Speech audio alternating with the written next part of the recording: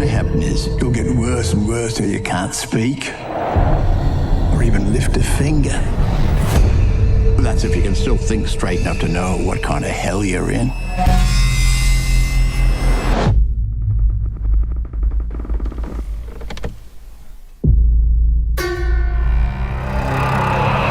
And here she is, the coffee queen herself, Mrs. Jenny Pancano! Ease up, don't let the breeze up, ease up, Mother Brown. Hi!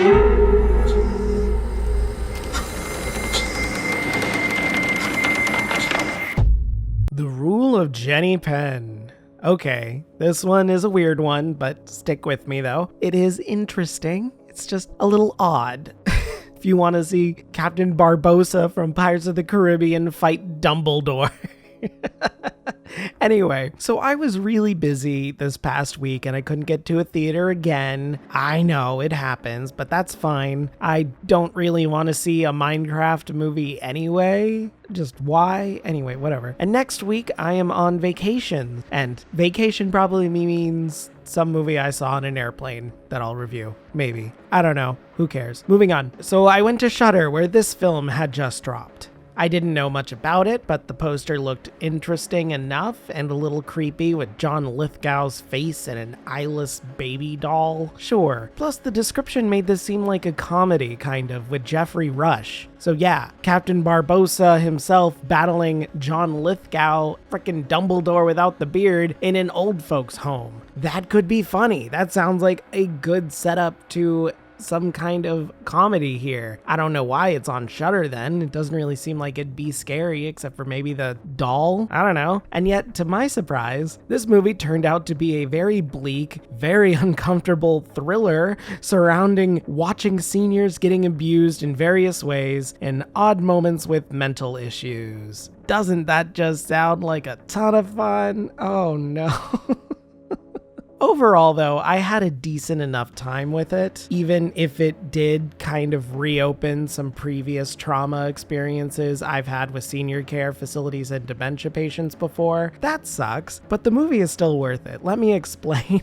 So what is this movie even about? The Rule of Jenny Penn follows a judge named Stefan who is sent to a senior care facility after having a stroke while on the bench and may or may not be having Alzheimer's or dementia issues, but he's mostly there for the stroke. Either way, while recovering at the facility, he finds another resident there named Dave Creeley, who is secretly wandering around the facility at night using his dementia doll that he named Jenny Penn to abuse the other residents in various ways, from the psychological to the violent. Stefan must fight Creeley or give in to Jenny Penn's law and be abused more himself. Like I said, it's a extremely strange story that is just a little bit hard to watch the more it goes on. Who likes watching old people get abused? That's not fun.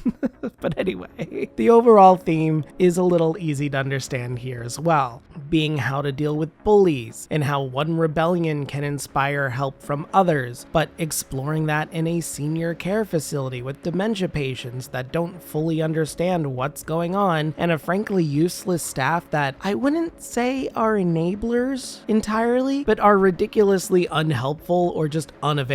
It's all to serve the metaphor, I get it, but it's a thing. Stefan is physically disabled, stuck to a wheelchair, and Creeley has full reign of the facility under the guise that he's a high-functioning dementia patient that's been there literally forever. Kind of. I think that's what it's supposed to say. Either way, it's just a lot.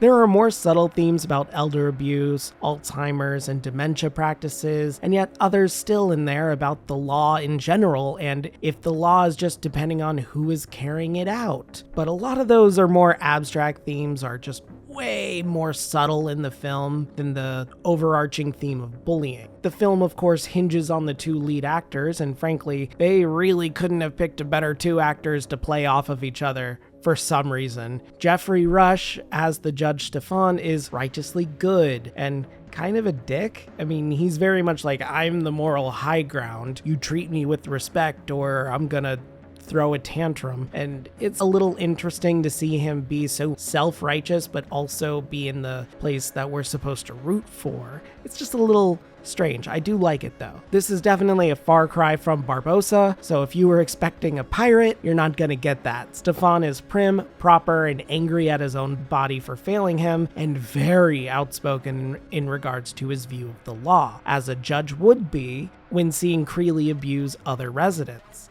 not just himself. I really like how frustrated he gets the longer the film goes on, and eventually seeing the effect the abuse is taking on his own body and mind. There's an interesting dichotomy where his outspoken behavior grows, even as his body kind of diminishes and regresses, at least until later, but I'll get into that shortly. As for the antagonist, John Lithgow is the perfect choice for Creeley. I think anyway. He is maddening in his performance and really leans into the crazed nature that Creeley has. Again, a very far cry from Dumbledore. Creeley acts like a child a lot of the time, but also is ridiculously menacing later on to an absurd degree. His run of the place makes very little sense, but the way he tortures everyone, playing into their own mental confusion, is honestly pretty cool to see, even if it is inherently awful and extremely uncomfortable in some later scenes, including one depicting a, well, that's spoilers, but there's something involving a blind man's wife that happens and just, ugh. No. Still though, Lithgow does such a good job. It is so creepy to see the character of Creeley smiling one scene and dancing around all the old people and purposely stepping on everyone's toes just to be a dick. And then later on see him deadpan mean-mugging characters from across the room in other scenes. Jesus, it's wild. That being said, there are some scenes that do feel thrown in to just either waste time or to paint Creeley in a worse light. He does so many awful, awful things in general, that I feel maybe these scenes were made to make it seem like his antics were escalating, or maybe to explain how and why he has as much freedom to do as he does in this care home. It's still a little ridiculous though, just a little bit too much. Like, I've personally worked in nursing homes and memory care facilities before and volunteered in them. I know how they function for the most part, and for some reason, this one in particular has no cameras in the hallways, no door alarms or notifications should one open. It doesn't have nurses close by at any given moment, even during the day. Like, what's going on here? Nobody is very observant, which you're not gonna find in a retirement home worth its salt, which apparently this is supposed to be a very expensive one, so come on. I get that the film really needs to have a gap in the reality of senior care to fit the story and the themes going on, but I feel like it could have been explained in a better way somehow. A lot of these characters just kind of get away with random things that realistically could have been avoided or seen very simply by checking security cameras, but I guess none of those exist in this universe. I get it's a nitpick, but it still stands out to me because it just doesn't make sense. Characters shouldn't have access to specific rooms or hiding places, and they shouldn't be able to just wander around, especially memory care facilities. Come on. But yeah, it is a nitpick. There are other issues holding the film back narratively too, I think. Like, there's one point where Stefan kind of gives in for a moment to Creeley's abuse, and I didn't really understand why. At that point, it didn't feel like he had been beaten down or anything. He just kind of rolls over for a moment. It does come with a couple of interesting nightmare images, so maybe it's meant to be like, oh, this is what happens if he did, and this didn't actually happen, but otherwise, it felt out of place. Maybe it needed just a little more build up. That could have been nice, but oh well. Other scenes, like I mentioned, have Creeley being way too abusive to random residents that it just makes no sense why, and it feels like he's trying to be cruel just to be cruel. Especially with no nurses showing up to stop anything until too late. It's just odd. Like, you have residents screaming at each other in a common room at one point, and there are no nurses rushing to the scene to break anything up. They're just kind of gone until the very climax of this. It's very strange. Just really, that could have been rewritten. The way Creeley picks victims as well doesn't seem to make much sense to me. It kind of feels like he's just picking people at random, and it's a toss-up as to whether his abuse will be just messing with them or straight up hurting them or even more. His whole character needed to be explored more in general. We do get a slight glimpse into his past a little through pictures on the wall in the facility, but other than that, he's a complete mystery. Him and that damn hand puppet. It's never explained, it's just there. I really wish that his backstory would have been explored at all, but what can you do?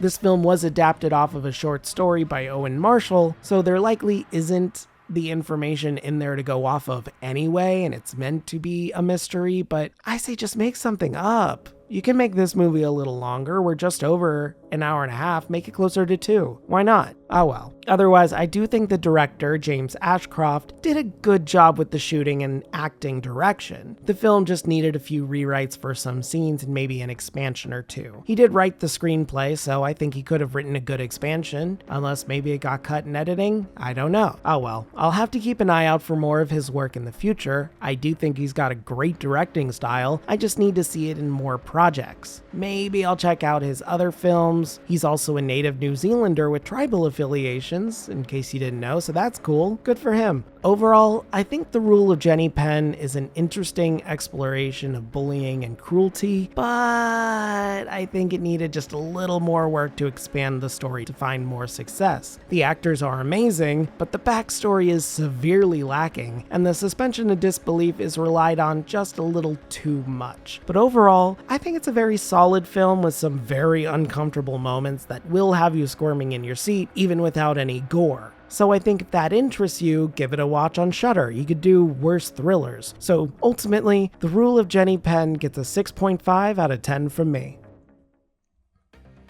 Hey guys, thanks for sticking around for another one. Yeah, I don't know.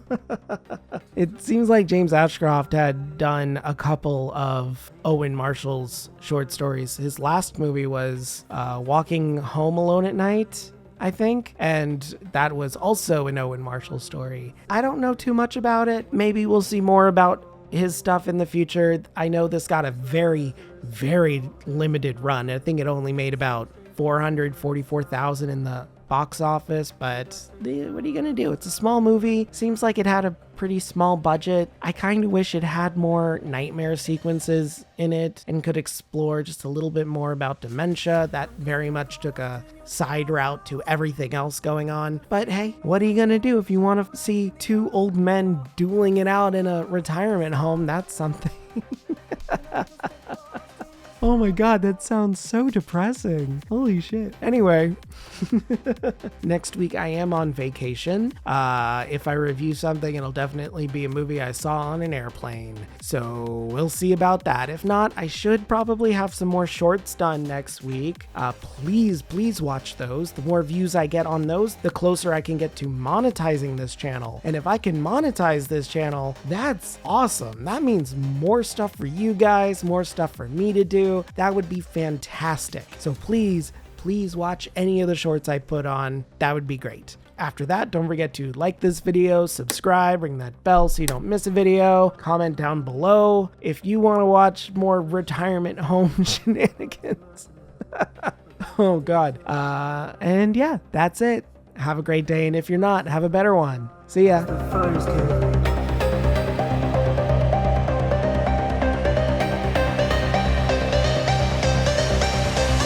I'm just a ghost in your stereo. The fading memory of a shipwreck in the undertow. You're just a lost soul alone. And I'm just a ghost in your stereo.